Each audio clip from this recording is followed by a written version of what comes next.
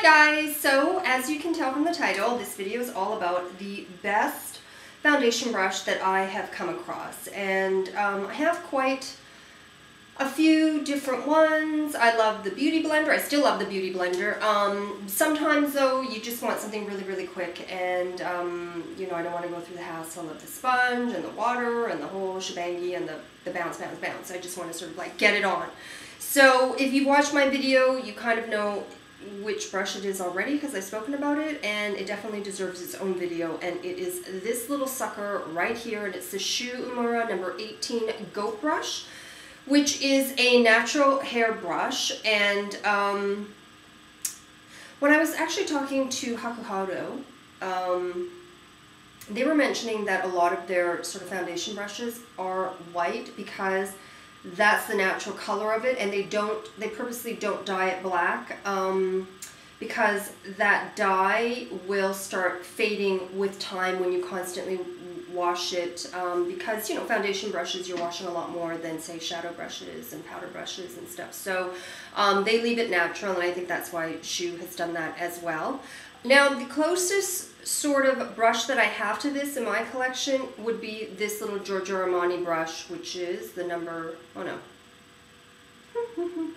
it's just the Giorgio Armani foundation brush. I think they just have one. So now I got this many years ago when Giorgio Armani first launched, and it's a nice brush. I definitely like it. It's got a lot of flex, not flex CKS, but flex as in EX. So but in terms of the size, it's sort of similar. I used this for quite a while. I do prefer little, smaller headed brushes, just brushes. Anyways, so this, you know, some people don't like it. They like the big paddle and, you know, a lot of surface area so they can sort of get at it.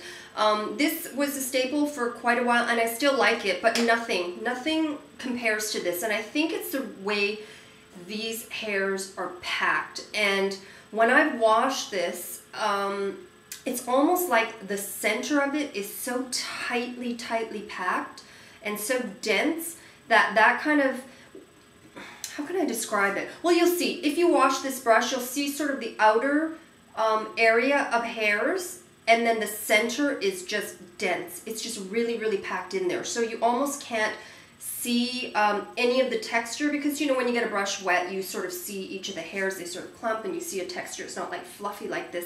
And you'll see it on the outer, and then the center is just jam-packed in there. And I think that's what makes this brush amazing.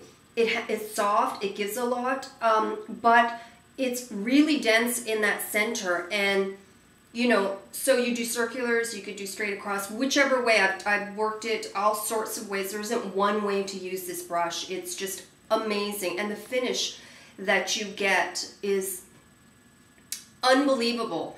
I don't really know how one brush can be so different from another brush, but they really are. And certainly with the kokolaroo that I've been experimenting and playing with, I've got quite a few of those, so I will be doing a separate video on all those brushes. But it's a little bit complex because they're just numbered, and it's not like blush brush number 1 or something. It's like FH2734. I mean, it's just ridiculous. So, but this is truly amazing. It's definitely worth getting, although I will say for us Canadians, it really bites ass, and I'm so PO'd because you can't order from the Shu website in the States. And from what I gather, they have shut down all the actual stores, and you can just order online in the States.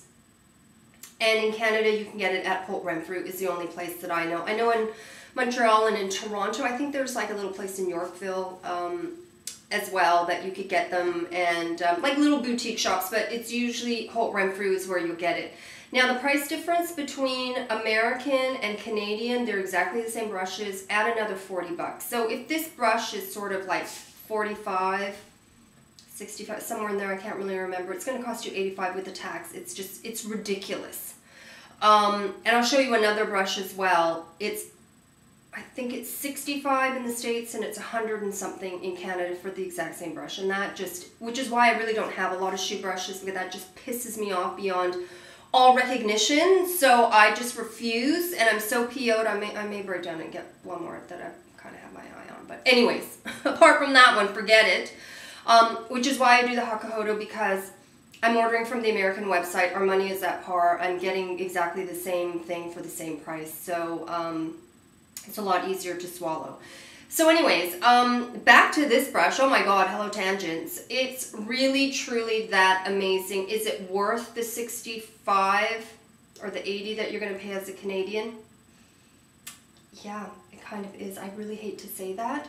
Don't get me wrong, the Real Techniques brush, if you like synthetic, that is brilliant too. Her Expert Face brush, and that goes for what, $8, $9? So this is really for collectors who collect brushes. I've collected them for like 20 years. I've got rolls and rolls. I've got like 100 brushes. I gave away probably 20, 25 brushes. So I could pare it down to just the best of the best, and I still have like 75, 80 brushes. I mean, it's just crazy. But it's a collection over 20 years, and nothing compares to this for, I would say, liquid and cream. Probably more so for liquid. Well, both, because I use a lot of cream. And it's just really that good. And I think it's because of the smaller head. I think it forces you to have to really blend and work that into your skin. Whereas a big paddle, you kind of can slap it on and you might not take that extra time to really buff it in. So I think it's the smaller head. It gives you more precision, more accuracy. It kind of forces you to have to really work that, you know, every little nook and cranny in your face.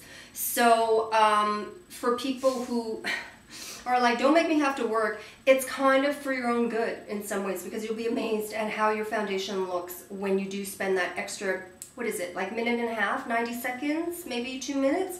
And that just sets the canvas for the rest of your makeup. So anyways, I hope you found that helpful.